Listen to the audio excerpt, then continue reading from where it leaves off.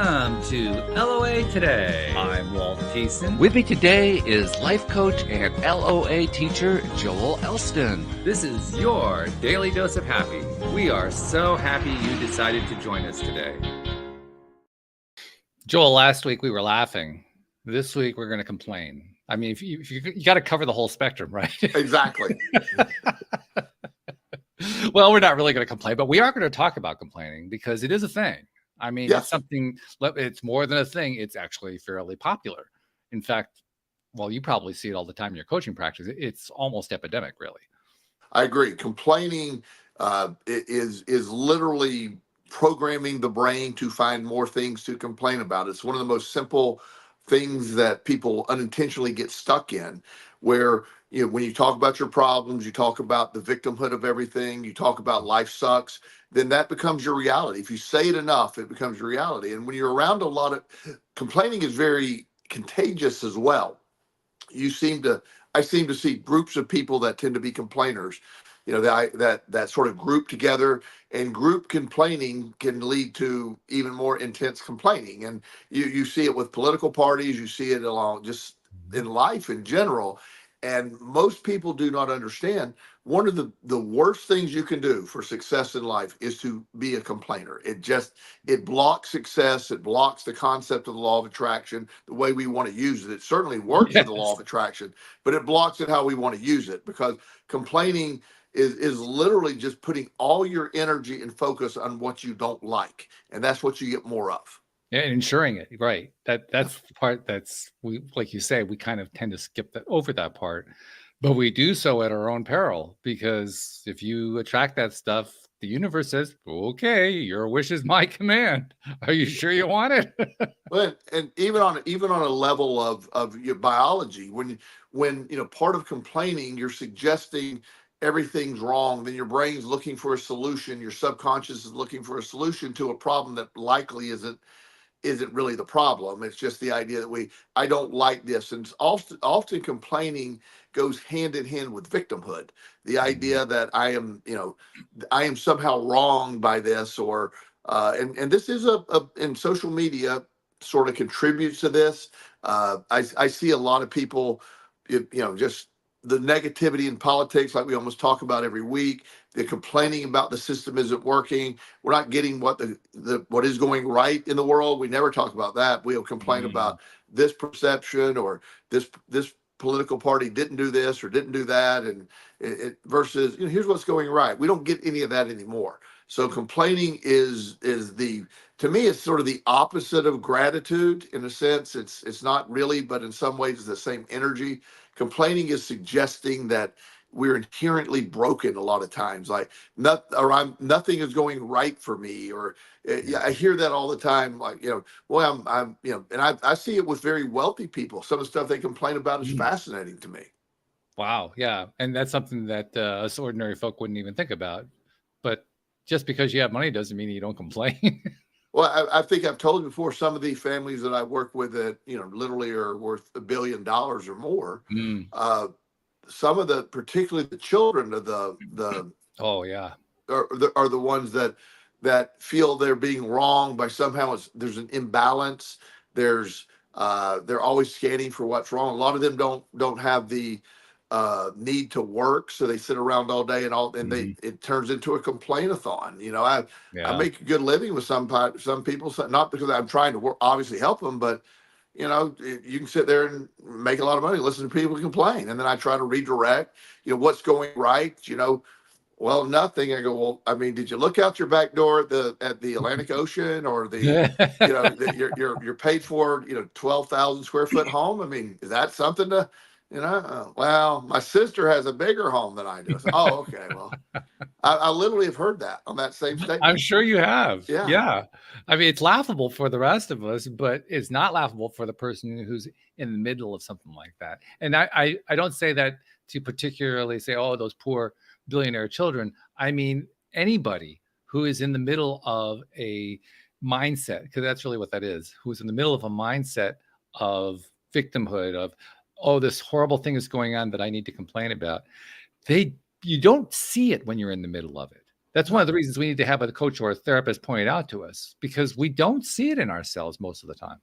When and that's where the reframe comes in. I have here's a, not the exact example, but I had a client this previous weekend.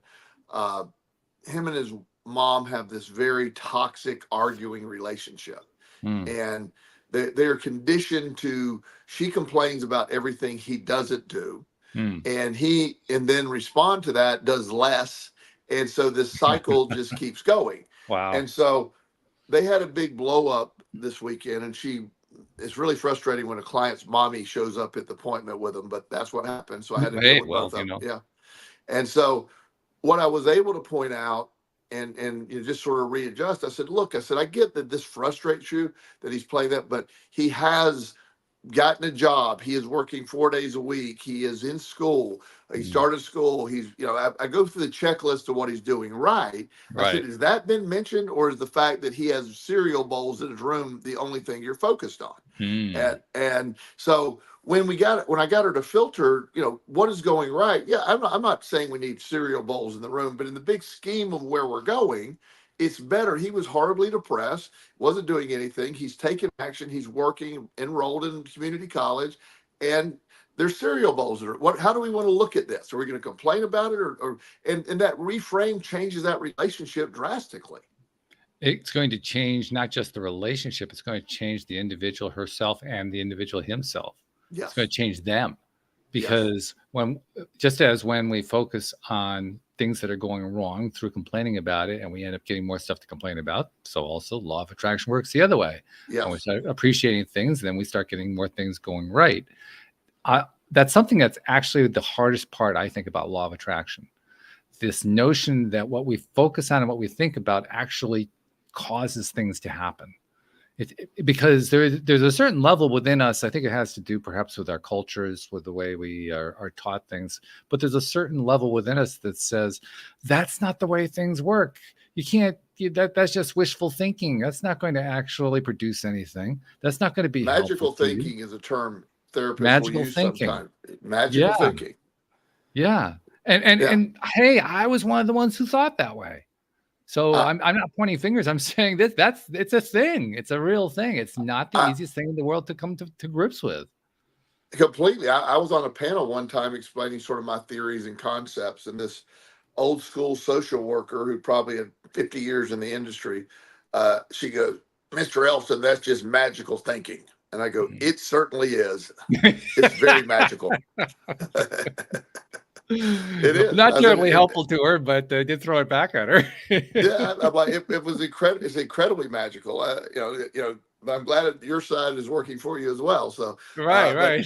But that's sort of the everything when what you see and what your perspective matters. And one of the things that I do when and I'm very open about this. I don't claim to have a perfect life. I claim I'm a normal human being. I can have some bad days. And I work on that. I just don't have bad days for very long. I might have a bad hour. I might have a bad 15 minutes. But I have a reframing process that does that. One of the things when I start finding myself like, man, is this the whole point? Or whatever negative thought could come up. I'm like, did I eat out of a garbage can today? No. Was I in jail last night? No. Am I homeless? No. Do I have, and so I go through the checklist of some of the worst things I've ever experienced. And once I check no to all that, how bad could today be? So I move up the scale. So then I can say, yeah, I really appreciate the fact, even though I might be tired today and I got a full load of clients, I still love what I do. I really need to always, and I can turn my mindset around and have a much stronger day. My perspective of the day changes when I start appreciating the day. If I'm complaining about the day, then I'm going to get more things to complain about. I'm reminded of my one experience with psychotherapy. I saw a therapist for about a 6-7 month period, something like that, because it was at the time in my life where I was very shy, very introverted, and not doing well in terms of relationships, and not doing well in terms of a lot of things going on in my life. So I needed to understand why it was that my relationships were not working, that they weren't turning into anything. And she was very helpful. I want to give her a lot of credit because she was very helpful to me in terms of helping to understand that a lot of it really didn't have anything to do with me at all. It had to do with the people I was interacting with, but some of it did have to do with me. But there was one thing that she said that stuck with me, and it didn't stick with me in a bad way. It stuck with me in a way that I now laugh at. But I remember her making a comment that one of her least favorite things in the world, I think the way she phrased it was, "I hate this." One of the things that she hated was the song from, I think it's Pinocchio. "When you wish upon a star, it makes no difference who you are. Anything your heart desires will come to you." And it was her opinion that was the most destructive song that had ever been written in human history. Yeah. And she really did believe that. And she went on and on and on about it. Now, I didn't have any of the knowledge of what we talk about here, what we've since talked about since I started this podcast. So I had no way to bring this up to her. But it occurs to me years later that when she was in that mode, she was least helpful to me. Yes. She was least helpful to me and probably least helpful to other clients, because she basically was saying it's not possible for you to influence your own outcome. That mindset is exactly sort of the standard behind complaining in this sense, It is. And one of the cases I might have gone too far on, at least at the time I thought I did. So this lady calls and she's interested in coaching, and I'm telling her my philosophy. So she says, and I said, and everybody I work with, has some sort of an exercise program. That's just sort of that standard what I do. It doesn't have to be my version of exercise, but Sure. there needs to be movement, just walking or something. Yeah. And she quickly got defensive. She said, "I have lost the use of my legs and I'm in a wheelchair and I cannot exercise." So my answer, which was a little harsh at the time, was, "Do your arms work?" Oh dear. Yes. So truth, but a harsh way of doing it. Yeah. Well, she hung up on me, but she did circle back and she said, "That was a pretty harsh question." I said, "Look," I said, "I am not in any way, I'm sorry you're going through what you're going through. But the problem is you're stuck in this negative thing. Yes, you're in a wheelchair. Is there, the fact your arms move, you can move your arms, you can do some things, we can get stronger. There's things we can do. But you're going to need, you have every right to complain if anybody has a right to complain. So there's no argument that you have things wrong. But the problem with complaining is you're reinforcing the situation, and there's the way you have painted it. There's no way out of this. Yes, that's it right there. There's no way out of it. Yes, and complaining reinforces there's no way. So she liked that answer. We started working together. We literally, she got some 2-pound weights. She started using those. She changed her mindset. She was not ever going to be able to walk at least without assistance. But she was able to, she got her arms very strong. She decided to compete in the Paralympics. Paralympics, really? Wow. Yeah. And she can do a one-arm pull-up pulling her wheelchair up with each arm. Oh my God. So she's a beast. And so she laughs now she said, "You remember when we called me out for not being able to exercise?" And I said, "Yeah." She said, "But I needed that." She said, "I realized that when I hung up on you, that's what I kept. I didn't want that harsh answer. And it's the greatest thing that I ever received, because at the end of the day, my legs aren't going to work. And so I got to accept it's just not going to work. What am I going to do with what I got? There's people that have no arms or legs. So so her reframe of that, she has an incredible life. She is a personal trainer that works and a physical therapist that works with people that don't have use of their legs. Wow. So she's a story. Superstar. And all that started with me telling her, "Yeah, do your arms work?" And but you have to break that complaining cycle because it's so prevalent in people, and it's natural. Usually, the families of complainers. How many people gather at the gym to talk about what's going right in our country? I can't say I've encountered that one. Yeah, of course, I interrupt them with the idea of that. They don't like to be interrupted with that stuff, but I'll walk in, "Oh, the economy this or economy of that," and I go, "Hey, my economy's great. How you guys doing today?" And they're like, I I say your perspective is what's making you miserable. This is, yeah. Are there things going on? Absolutely. There's no argument. There's things going on. But when you sit there and focus on it, we've used this analogy before, and in fact, we're going to have one more of these days, I think, coming up this week. It's 100 degrees outside, and everybody you encounter goes, "My God, it sure is hot today." Yes, it's 100 degrees. It is hot. But saying it over and over and complaining about it all day is not helping it be any cooler. No, it doesn't. In fact, if your perception of it is more than when you do that. I just did this experiment with them one time. I was in an experiment. I wasn't conducting it, but when I was undergoing my hypnotherapy training, okay. The facilitator, it was really hot. We were in California, and it was one of the Death Valley or whatever that was. That's plenty hot. Yeah. 107 or something. And we're in a nice air-conditioned, beautiful facility, and they're doing this hypnotherapy.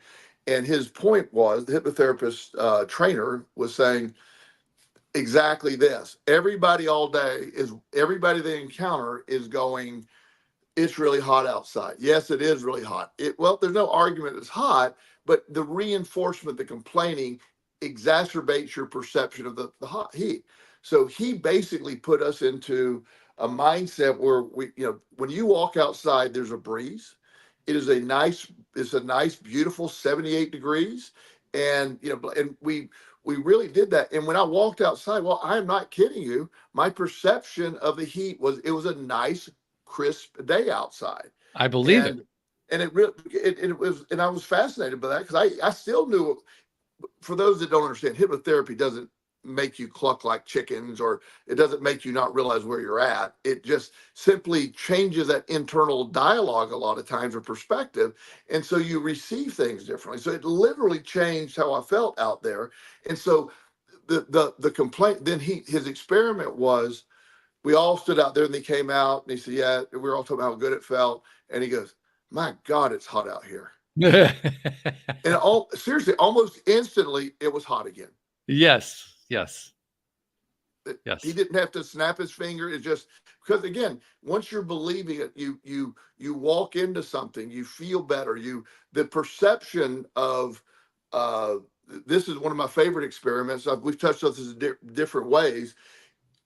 People that feel they had a terrible night's sleep complain about not sleeping. It's miserable. I didn't sleep last night and I'm really tired. Well, when they've done experiments where they showed them, well, you actually slept great last night. The monitor says you got a good solid 8.5 hours. You didn't.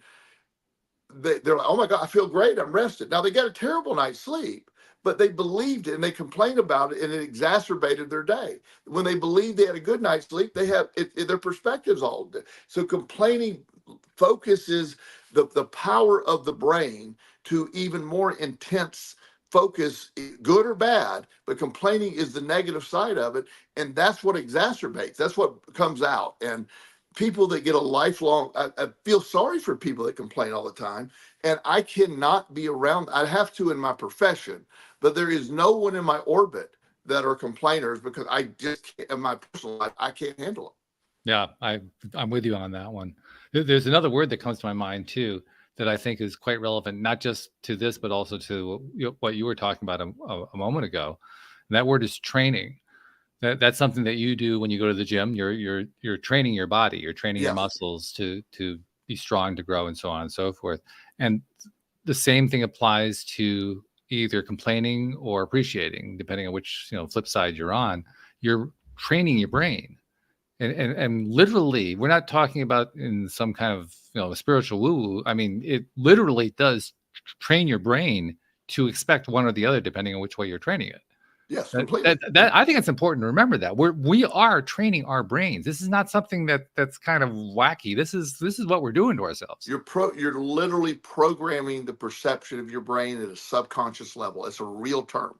And so when complaining programs the brain to complain about things, and it's normal. It's and society has always sort of like, oh, I'm sorry you're going through that. It's really difficult. Yeah, things are terrible. My life sucks.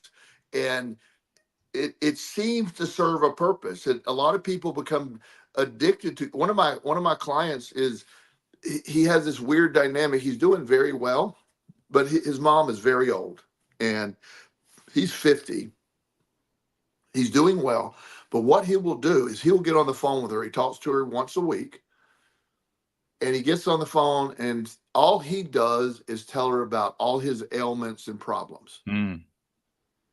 And then she calls me. She said, "He sounds so bad." I said, "He's doing fantastic. I mean, here's the here's the evidence. He has been conditioned. He's what has always happened in their dynamic. When he was younger, he complained. So she solved that by buying him something or doing so. Right. His entire life has been complaining has been rewarding. Yes. And he can't break that. And it's not rewarding anymore. And he said, well, but he's still stuck on that. I said, why are you telling your 90-year-old mother to how bad things are and how your knee hardly works anymore? And which isn't true. You have, you've had surgery. Things are good. That your living conditions are terrible. They're not. And I sent her a picture. I said, here's his living conditions. It's just, he has a narrative of complaining to you, and that his reality with her is only reinforced through complaining. And he is working on it. He's identified. He doesn't do it with anybody else. It's just his mom. He does that. I actually have a story that I can indirectly tell. I won't tell it directly because I don't have permission to tell it directly. But it involves somebody who I know, a business associate, I would say even a friend. And she had a weekend that for most people would be a weekend from hell, because both her mother and her grandmother died within a day of each other this past weekend. Oh, no. Now, this person is also very much into the kind of spirituality, LOA belief, and so forth that we are. And I'm willing to bet, sure, she's going through pain right now. She's going through a very difficult time. I'm willing to bet by the end of this week, at some point, she and I are going to have a conversation, and she's going to say to me just how relieved she is. Not that her mother is gone, not that her grandmother is gone, but now she doesn't have to deal with trying to care for both of them, because she was the caregiver. Yeah. She was the one taking care of both of them. Yes. And that huge load has come off of her. So I know she's going to reframe it such that she's really sad that her mom is gone. She's sad that her grandmother is gone. But what a load off her now that she doesn't have to deal with all that anymore. And I don't know who you're talking about or what's going on, but I will tell you this also, that likely her mother and grandmother are very grateful that they have transitioned to the non-physical, and they are no longer. It's a fair bet. I would assume that, once you realize that, and I went through the loss of my son TJ, as you know, and that was hell. I'm not saying I got there quickly, but it took, in a little while, I was able to start looking at it from the perspective of, he isn't dead. The non-physical is just separate. It's a separate. And I believe that completely. There's not I hope that's right. I believe that thoroughly. So while I can't, to me, he's out of town. He's, it maybe, wherever that source energy, wherever that is, that's where he is. And so I'll be connected with that again. So I was able to get there that way. And I'm not minimalizing. Anybody that has pain and losing a loved one is an individual journey of grief. You don't need to listen to anybody else how to do it. You got to figure it out yourself. You can get suggestions, but there is no wrong grieving. I was told I was grieving wrong for a while. Really? Wow. Yeah. Apparently I wasn't grieving enough. Oh my goodness. Yeah. That just staggers my imagination that someone would actually say that.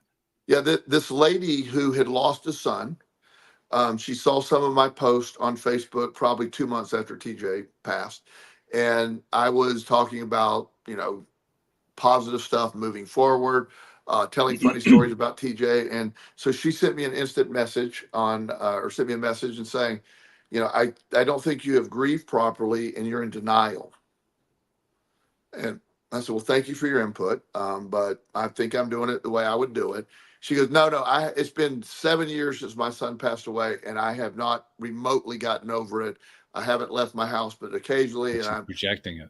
Yeah. And so I said, I'm sorry you're going through that. your grieving process is just a little different than mine. I'm not Mm. judging yours. She said, well, you're not doing it right. Mm. And I said, well, thank you again for your input, and I will take your advice and maybe look into it. And just, I was kind. Sorry you're Mhm. going through this. I hope Mhm. things improve for you. But clearly, because she was never really thoroughly completed or been in the No. cycle of the grieving process, she just was mad that I had somehow gotten there, and she all those years hadn't. And I feel very sorry for her. She, last I know, that's been TJ, this weekend will be 10 years since TJ passed away. What was it? So 10 years? Wow. Okay. yeah, and so her son was 7 years before that. So the last I saw of her, she's in no better shape almost 20 years later, 17 years later. Wow. So and it's not critical of her. I'm just simply saying Yeah. all of this is, life is the entirety of life. If you look at the amount of time on a timeline that we're here, and it's a speck. It's just it's not even a dot when you look at the whole thing. We're here for 80 years, 100 years, whatever that our thing's going to be. So while we're here, we're all going to, we all were born, and at some point we're all going to die. What we do in the middle of that, I just can't think I can't see where complaining adds value to that very short period of time. I believe we chose to be here. You know that. I believe we chose sort of where we're Mhm. at. And I can't imagine them going, I want to have this life, this is going to happen, and I'm going to go live this, experience it, and I'm going to complain about this shit all day. That was not how I would do it. Yeah, I can't imagine you doing that at all. Yeah. So I just feel that, and this is, again, not critical of anybody, but just understanding families that complain, groups of people that complain. Mhm. If you sit around and talk about the corrupt political system and how everything's failing and all of this, and that's the only dialogue you have, that's your reality. So you're now only looking at a world that is broken. You're missing the stuff that's going well. And there are things going well. Now, there is one thing I am curious about, and I want to get your take on this one, because one thing that I have come to understand and even value to a certain degree, I'm still working on this piece of it, is that with all these negative things that we experience in our lives, because there's a myriad of things that we can experience that are negative, with all of them that come into our lives, every single one of them serves a purpose of basically mirroring to us what we don't want so that we can have the opportunity to identify something we want instead. And very often we don't learn that. Sometimes we do learn that, but the point is that's where there is value to these negative experiences, including complaining. I mean, one of the things I've liked to say, I've said this many times on the show, is I don't see any value in worrying. Well, actually, there is a value to worrying. Worrying is a way of getting yourself to ask yourself, is this really the state I want to be in? I mean, it's giving you the option of looking at an alternative. Sure. And that's really true for any of the negative emotions. I agree. So when I look at it that way, I can see a value to it. Well, The and I question think is, at that point then becomes, it isn't so much whether or not it's good or bad, it's whether or not I want to stay there. well, and that's the key. The As with any emotion, you and I discuss this frequently, and we completely agree on this. All emotions have value. They exist for a reason. Now, when you understand what the emotions are, they can be signals to you that things aren't going right, and you need to move Mhm. up the emotional guidance scale. That's what emotions exist for in my world. The same thing sort of goes with complaining or worrying, is they can be signals like, oh my God, I'm complaining about this. And then I can stop and say, wait a minute, I'm not a complainer. I need to Mm. evaluate what's going on with me, because I'm complaining about the most benign thing on the planet. It's just because it's all benign. It really is. It's just my problems today, or any perception of problems. I have no perceived problems in the big scheme of things. But if I'm like, this didn't work out like I like, or this happened, it's like, what? None of it's a big deal at all. There's nothing that comes along in my world I can't handle anymore. It's just, but when I'm complaining, that is a signal that I need to stop what I'm doing, adjust my mindset, and really move forward, because it's not as good place. So you're right. It's habitual complaining, is systematic generational complaining that is very damaging, I believe. Yeah, I think it is. I really do. I've been dabbling in doing writing lately because I'm trying to market this new service that I have, this positivity partnering service. And so toward that end, I'm creating these articles, that basically the story, short stories, to illustrate, how that could actually play out in the real world. I came up with a story recently that one of the themes that I played out in the story was that the character kept asking herself over and over again throughout the story. It's like her subconscious mind was talking to her, and her subconscious mind was saying, "Who are you really?" And that phrase, I kept using that phrase throughout the story. Who are you really? It occurs to me that's something that ties in directly to this whole idea of complaining, or really any of these other behaviors. Are you the person who complains? Is that who you really are? Who are you really? That's what that question is aiming at. Right. Because it's a kind of way of saying to yourself, is this who I am? Is this who I really am? Is this who I want to be? Is this the kind of person I want to be? Because I can change that if I want to. Right. You can. And that's again, that's where there's value in that. Anything can have value. That the one of the concepts of NLP, neuro linguistic programming, is reframing. Yes. And I'm a big reframer. So anything can be reframed to a perspective that's valuable. I had a client come in one time, this has been several years ago, and he had all kind of financial troubles. And I said, "What's your biggest financial problem right now?" He said, I'm 3 months late to a credit card bill to Bank of America. I have no income, no savings, and they're bothering me. I go, "That isn't a problem at all."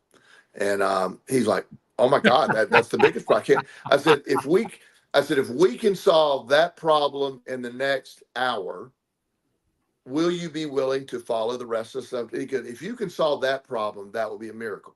Okay. So we called Bank of America, and I've done this 1,000 times.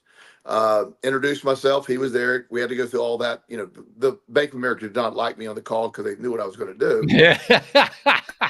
I said, talked to him before. Yeah. I said, so my client owes you $15,000. He's 3 months late. He has no income. He has nothing you can attach. There's nothing there. So we are deciding between bankruptcy. Now, we weren't, but that was the thing. Or can we negotiate a much greater reduce the amount by significant, and then he be allowed to start payments once he is employed.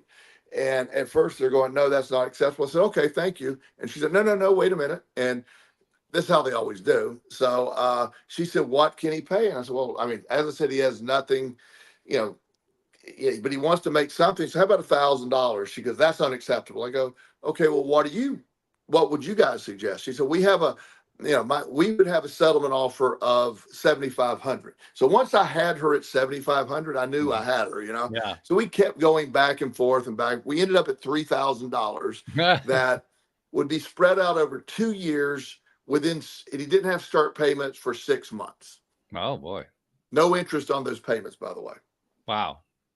So Wow. I said, "Problem solved." And he's like, "Oh my God, that's just well, when you're in that place, that does seem impossible. I mean, yeah." it And literally does. so with that, I said, so anything is there that is not, and if you perceive that as your biggest problem, and he said, "I've been worried and complaining about my financial situation." And I said, "So what I need you to do right now is we need to get really aggressive about getting a job. And instead of looking for the career, let's go get any job while continuing to look for the career. Sure. And we'll keep moving up that." He did that with all the credit cards over a 5-year period, working, doing really well. Everything was paid off, and his life was changed because he got out of that mold. And it started with that day of understanding his biggest problem was solved in about 35 minutes. Yeah. That has a number of different elements to it I think are really important. The first one is the experience of something that seems impossible becoming possible. Yes. That alone shakes up your world in a very positive way and makes you realize that you didn't have the whole picture before. You thought you did. Yes. You thought you had the whole picture, but you found out, no, not so much. I really didn't have the whole picture. Now that I see the larger picture, I think about it differently. Yes. And then once you open up that hope, that possibility, that belief, then all things become possible. But complaining is very much that it gets you stuck in the "I have no action forward. I am a victim of all of this," which the problem, and I use that word that can be triggering to some people. again, that triggers you, Walt at loatoday.net is who you email. But the Nice to concept, know who my friends are. Let me tell you. yeah, no problem there. But what I mean by being in that victim mindset, it isn't to be critical of somebody. A victim mindset suggests, as we're talking about, there is no action forward. I am stuck, and most likely it's not my fault, and I'm stuck, and I just don't know what to do. And when you got to shake that up, and regardless of fault, regardless of blame, it's our job to move forward from where we're at. And that message in today's society is a really hard sell sometimes. It's a hard sell. It is. The other thing about our society is it's our society. So what? Yeah. That's really the nuts and bolts of what you and I talk about when we say, yeah, of course, politics is there's a whole political divide going on. Yeah, there's all this crazy stuff that goes on in the news. Yeah, the weather forecast is always terrible. Yeah. So what?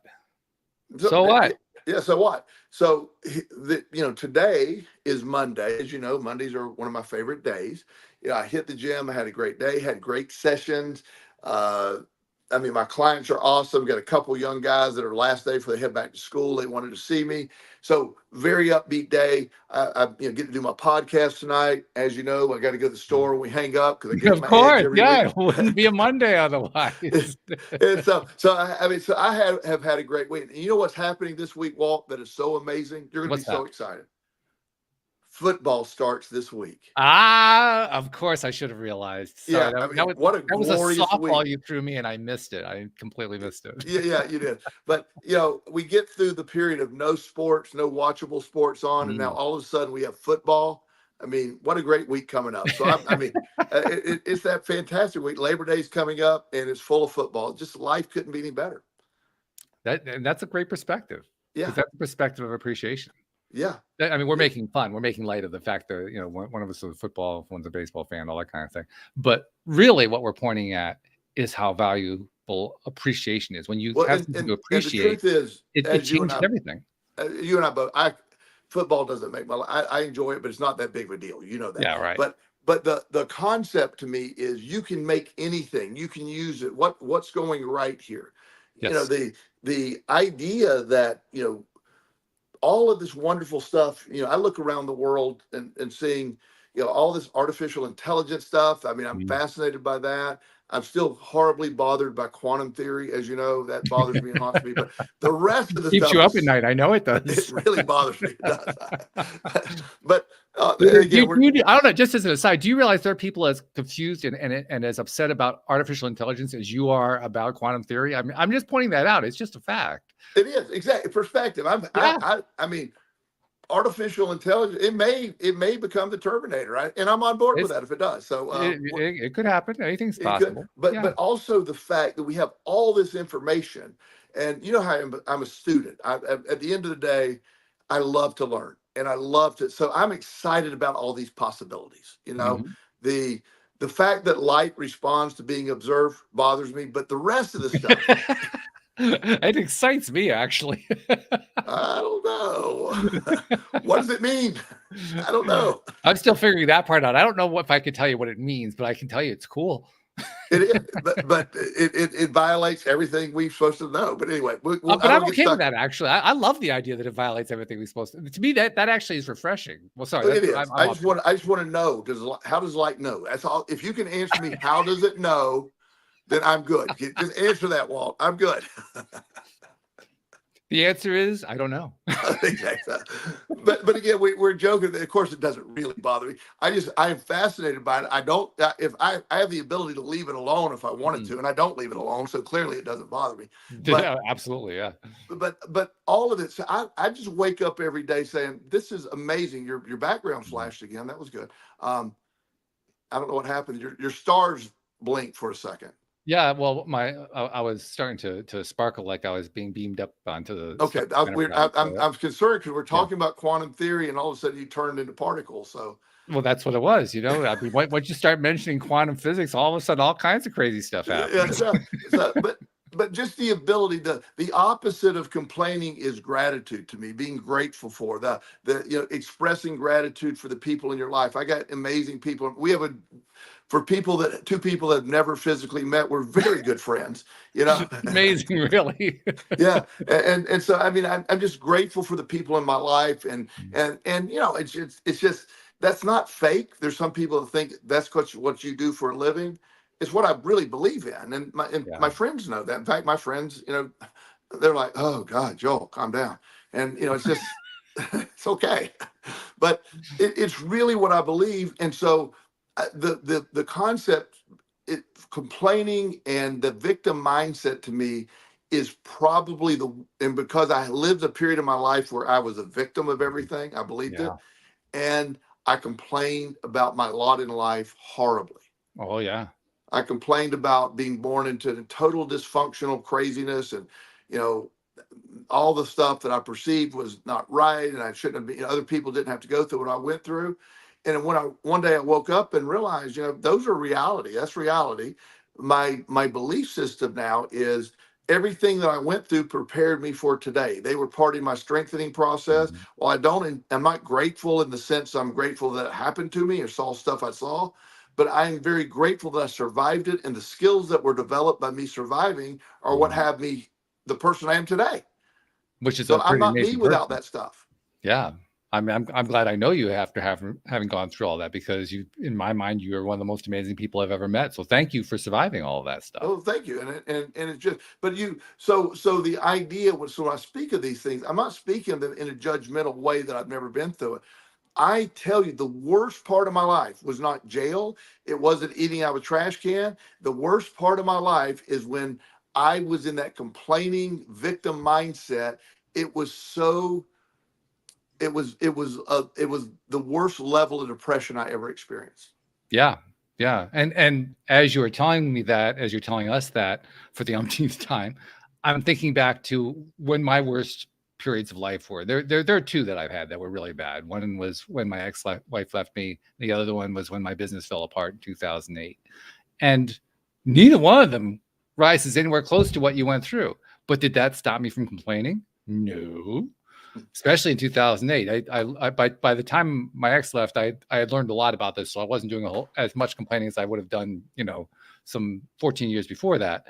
But the fact was, I was still, yeah, there was some complaining going on, but it was the complaining from yesteryear, from the earlier year, that was just, it was almost incessant. It was continuous, Yes. and I didn't understand just how much I was setting myself up by doing it. That's the thing that always comes back to me. I mean, it's actually kind of easy for us to sit here and say, you know, all this complaining doesn't do us any good. All it does is make us stuck. It gives us victim mindsets. But when you're in it, when you're in that victim mindset, it seems impossibly difficult to get out of it, even if you're in a situation like the one I was in, which is nowhere near the situation that you were in. Nowhere near. It's not even in the same ballpark. But didn't matter. The fact of the mind being in that space, that was all it took. Absolutely. And that's the thing. So when I speak of complainers and people in victim mindset, it is with empathy and understanding. It is not in judgment. Right. It is a complete understanding. And while everything else needs to be put on hold till you can adjust that, because nothing happens in that mind. Now stuff happens. It's not in the stuff you Not want to good stuff. happen. And Yes. you know, when I was in the situation I was, August 17th was my 29th anniversary of not gambling and getting in recovery. Wow. Happy Um, anniversary. Yeah. Thank you. That was last week. And so within that, you know, that was a terrible night where everything, you know, day where everything fell apart. I lost Mhm. everything. Mhm. And so there was not a lot to be joyous about. There was a lot to At complain that about. point. Yeah. There was no path forward. I knew I was facing a felony criminal charge. I'd lost Mhm. everything. Mhm. And there wasn't a plausible path forward. I couldn't, short of winning the lottery, and I did not even have $1 to buy a lottery ticket. So short of that impossibility, nobody wins the lottery without buying a ticket. So that shot was gone. There, Mhm. you know, once, how would I ever do anything? How would I ever have a life to imagine? You know, the scarlet letter of being a convicted felon, and I'll never be able to work, and I'm doomed. That was, you know, and I wallowed in that for a little bit, and at some point I realized, you know, hey, it is what it is, and it's, I don't know if it can be fixed, but I know sure as hell it's not going to be fixed by me sitting on my ass complaining about it. Mm. And I eventually started developing this and discovered things. And the more I took progress and did things, then there were glimmers of hope, and then things started happening, and then eventually understanding the law of attraction, deleting, complaining, or trying to. It's not an instant thing. You have to, you're not going to snap your fingers and stop that. No. But over time, like if I would complain, I would immediately interrupt the thought of complaining and replace it with positive. Throughout all of this stuff, I was in great health. I went through all that stuff and maintained my physical health, my mental health, even though I was suicidal and depressed and anxious and ADHD, but my brain function and cognitive abilities never left me. So I was great. I started finding things like that to be grateful for. And then that started paying off. And, getting to a place right now, I just have a life that I could never imagine. And ironically, it was built on the foundation of all the stuff I was complaining about and whining about way back in the day. So there's the real value of the complaining. The complaining actually gave you a reverse of what you wanted. Yes. And when you were finally willing to leave the complaining behind, you started getting what you wanted. Yes. So that's the actual value of the complaint. The actual value of the complaint is now you know what to leave behind. Yes. And that's so valuable. Yeah. So valuable. So once we know that, okay, well then it becomes easy. What am I complaining about? That's what I need to leave behind. It's easy once you really buy into it. It takes a little while, so anybody that if you're watching this and you've been complaining, it's generational complaining. If you feel like your situation, we're not being harsh and saying just snap your finger. Just try this. When you are feeling that, you find yourself complaining, and make either a thought or statement of complaint. Try to immediately interrupt that if you can and follow what is right. The fact that you've been given another day to live. That might be the only thing you got today, but at least you woke up today. That's a starting place. Start, listing the things, my cognitive functioning as well. I'm physically in good health. Start naming the things that are right and being grateful for those. And eventually the replacement, the neural pruning in the brain, the adjustment, the neuroplasticity in the brain adjusts. The more you do the positive thought, the whole structure of the brain responds to that positive direction, and the part that was responding with the negative eventually dies off. It goes away. And now that doesn't happen quickly. You and I have talked about this. It's taken me. You and I have been talking for years, and I used to say I don't think. What do we used to joke? Say we just got a kindergartner's knowledge of this, and we're figuring it out. Yeah, that's right. We did. Yeah. Yeah, I'm probably past that now. We made it to grade school. Yeah. But I have, I have no doubt things work out. And not just work out, they work out spectacularly in my favor all the time. And even though there may be things along the way that don't seem that way, I'm almost fascinated about how's that going to flip around to the positive. Like, I don't know how I'm going to get out of that. Oh, there it is. It's almost automatic, Yeah. After a while, you start asking yourself, how does this work out? Because I know I've been in this kind of negative space before. I've been through it enough times now. I know it always works out. How is this one going to work out? And you know what the most amazing thing is? I always guess wrong. Yeah. Every single time. I haven't gotten it right yet. I keep hoping law of averages are going to kick in or something, but it doesn't happen. I don't know. Pretty much the pathway from me, from Florida to South Carolina to Virginia. Yep. And it's an implausible, almost impossible. It's not a believable story. No, it really isn't. The synchronicities and the things that happen. If I didn't live it, it couldn't have happened. It's just impossible for it to work out the way it worked out. Yeah. But it did. So way back when I was 1995 in August, when I was sitting there with just no hope, my family's not speaking to me, and I'm in desperate mindset. I could see if you would have told me, here's what's going to happen in 29 years, and I would have said that would, you couldn't even make a movie out of that, because it's just nobody's gonna believe it. And here we are. So but it starts with identifying. This is not about bashing people who are complainers, or it's about understanding how you can liberate yourself from a lifetime of complaining, the generational complaining that's handed down, families that spend their entire life all they knew was complaining. This isn't judging, this is all they knew. But once Mm. you know better, then you can start to implement that change yourself, break those generational programmings that have taken years to build, and build new ones. And it works. And the more you do it, the more you believe it. One of the things that I kind of do with myself, with my own generational stuff, because everybody has generational stuff of some kind. Sure. You wouldn't be born without it. That's just part of what it is Yeah. to be born. You get born with generational stuff. My own generational stuff has to do with business failures. There's like up and down my family line over and over again, all kinds of business failures and negative stuff about money and all kinds of things like that. But as I look at it and as I experience my own attempts, because they are attempts sometimes, as I experience my own attempts to break through that and to shift that and to change that pattern, I like to remind myself, I'm not just changing it for myself, I'm changing it for my entire family. Absolutely. I mean, that seems kind of impossible on the surface, but over time I've come to realize, no, I really am changing it for my family. I'm changing our family narrative one small step at a time, but I really am. I'm turning the narrative into something that it wasn't before. I love that. And that's a great perspective. I feel the same way. My biological father, severe compulsive gambler who ended up committing suicide. My Mm. mother's father, severe alcoholic, very abusive, ended up committing suicide. Mental illness, addiction on all sides of my family. It's just, pretty deep stuff. So and not that I'm better than any of these people. What I have believed in since I started my journey and getting everything back together. In a weird way, I've honored these people who were unable or didn't have the Yeah. ability or have the knowledge to pull themselves out of it. I have stopped that in my family. Generationally, it stopped with me.